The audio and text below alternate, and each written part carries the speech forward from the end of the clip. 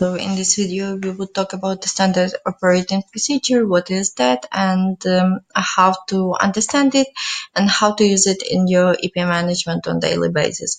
Why the standard operating procedure? Because we have the global one and now we have the for Portugal as well. Because our customers should receive the same services and the same process. Doesn't matter what country it is about or what the LC. As if you want to have the united product and recognizable product and provide the best experience for our customer and be customer centric, we need to be aligned with the our operations, because how it can be that in one LC in Portugal the people would go through one process and in another LC in Portugal the people would go in another process. So and that's why we had the standard operating procedure to make sure that all our services and processes are aligned. Here you can find the stage, the status, topic, time, activities, and description, and as well what the stage is about, how much time it takes, and why it's existing. So read carefully everything. If you have any questions further, just get back to your LCVP or your MCVP and ask questions. So when we are getting to the first stage, that is the pre-attraction. Why it's important? Because then you can understand the market of your LC to see how you can improve processes, how you can improve the customer experience, how you can improve your NPS, Net Promoter Score, how your process can be faster, where you have the bottlenecks, if you are providing standards, if you don't provide standards, what exactly, why it happens, with what LCs you need to work, what area you need to work with and find. So a lot this stage about the analysis, about the market research, about the understanding the persona. And currently we are in the pre-attraction stage, understanding our buyer persona creation and creating it according to the each of the sub-products.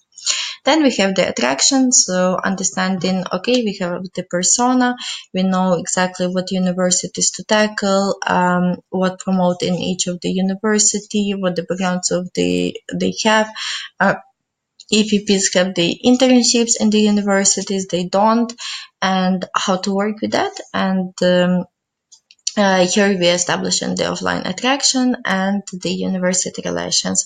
This is where attraction comes, and here it's already the visitor or the open status of the EP. So it means that the people register and sign up on our, they started to know about us and they sign up on our platform. And as the EP managers, one of the stages that is important for us, the first stage point, is the consideration. Here you can find the status, the topic, activities, time, and the very clear description what should be done in each activity and what should be done in this timing. So when the EP gets signed up, you need to allocate the EP manager to EP in 12 hours. Why? Because as soon as you get it, your EP goes to the ISAC and they would see it appears their EP manager, so they can get back to their EP manager as well easily. And then EP, it can be both way communication. In 24 hours after sign up, so this 12 hours goes to this 24 hours, it's into 1 day. You are getting the contact. During the contact, you know the background of the EP, referral, how EP got to know about the ISIC, about the internship, where they came from. And this will give you understanding what the attraction works, and from where your people are coming, and as well what the opportunities to prepare in future for the background of your EP. Here you already can give the feedback on their profile. That's why before the contact you need to go to the profile of the EP and check all the information. And if it's not filled, you can say, oh, I checked your profile before, it's not filled, please fill with all the information, because you will not be able to apply, and after we can give you the feedback. Why it is well important? Because during this call you are setting the consultancy space meeting with the EP, and if they go with the field profile and all the data, you can give them feedback and they can improve already based on what they have, but not doing things from scratch. After the call, you need to update the expert tree with all the notes, tags, and follow-ups. Why important to use the follow-up? Because there you can use expert as the CRM, and you can check every EP who needs to have the call later, or who is interested, or who is not interested, and that will help you to manage your EPs better. And as I was telling, use Expert3 as the CRM for the customer journey. So before the consultancy, what you need to do, it is to prepare the consultancy space. You have the materials for the consultancy space on Hub. Use them and only them, because they are built in order to have all the standard data-side procedure in each LC, that the customer will receive the same information all over and would have the same process, but not different, and would have the same chances. Check EP profile, the application, if they did it already, if they did give the feedback on the applications, and prepare a few opportunities based on the LC2LC partnership and the background of the EP. So here you're preparing, if it's the HR and they have experience in HR, you're preparing HR, because if they don't have other skills, they will not be possibly approved to other opportunity if it's not the customer support opportunities. So be mindful about that. The consultancy space should happen in 3 days after sign up. So during the first contact, you need to set the consultancy space in 3 days. And here, what you need to ensure, you have as well the materials for the consultancy space. Ensure EP will fill their CV, that is the profile.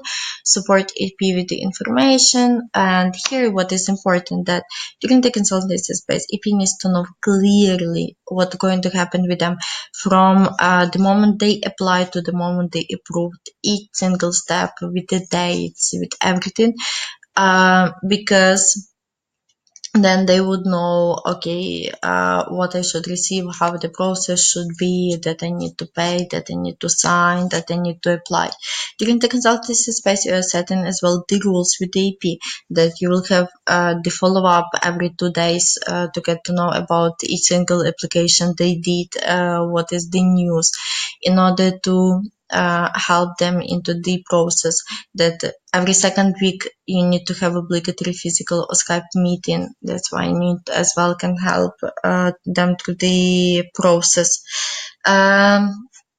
And one of the outcomes as well of the consultancy, at least have one application of the from the consultancy space that they will apply together with you. And that's why as well they need to have the field profile, so it will be better for them to apply and to write all the information and to adapt to the opportunity. So here is the first deadline that you need to set during the consultancy, that they have 2 days to make at least 5 more applications to IR partners. And so if they apply here, they would have 6 applications in 2 days. Every time that EP applies, you need to contact the IR partners and write the name of the EP, the opportunity that EP applied, and say that you will get back to them in 2 days in order to know what is happening with the EP. So if you follow everything, 6 days process until this moment. After in 2 days, get back to IR. Every 2 days, as well as you are getting back to EP, you are getting to the IR partners to see, okay, my EP was not contacted yet. Why? Or what is happening now with this application? Give me the updates. Why they are not getting to the interview, why they are getting to the interview, what is going to be. So as well, be on top of each application and each IR partner. From 7 to 10 days, the EP can have the interview. During this period of time, it's as well dependent if they would have one interview or few interviews. but usually it's one. If it's two, then the process would be longer, and they need to understand it. So make clearly to the EP that okay, you can have 2 weeks for the interviews, for example. Before the interview, you will have as well the consultancy space with the EP, and use the materials for the consultancy space for the interview. And here you can ask the questions based on the materials, and EP would answer them to make such simulation and help them into understanding the interview and preparation. After one day, make sure you are getting back to the IR to see what is happening with your EP, and from 24 hours after that to 3 days, make sure that you're as well asking for the feedback for the interview, maximum 3 days to receive the feedback. And weekly, you're checking with your partners with all opportunities and that they currently have open, with the all applications that they as well have received from your side, what is happening with the people, and why they still in the process but not approved. If EP rejected in 24 hours, here are the steps that you need to do. So make it clear, and in 48 hours as well. After that, EP should apply for more opportunities. Analyze the conversions, analyze the profile of the person, get the feedback. After the feedback, what should be improved. Improve it with the EP and apply again already based on the feedback after rejection. If EP accepted, ensure EP ever about all the stuff that needs should be done. It's like the working hours, opportunity benefits, duration, country, location, accommodation, GD, visa. That is very important. So they check everything, because if they accept it, there is no way back. So if you don't like something at this moment, make sure they know it, but because afterwards there is no way back. And you're sending as well in 24 hours XPP contract and visa. So make sure that EP reads the XPP, check about tickets, visa, prices, how long it takes. Is their responsibility as well that they read the contract. If they have any questions, they can ask after, but make sure that they know that they need to read all this information and they're responsible for it. And then set the day during the 3 days to sign the contract and to make the payment. During the contract as well, go to XPP, explain why they can have the break approval, why they have break realization, what cases they can get reimbursement, what cases they will not get reimbursement.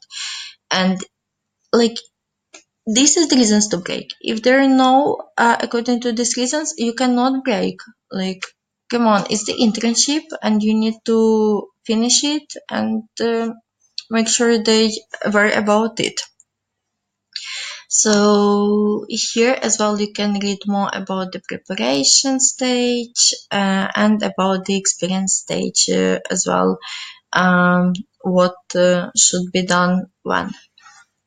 If you have any questions, please don't hesitate, contact me, but make sure that you're following the process and we are providing the best customer experience to our customers.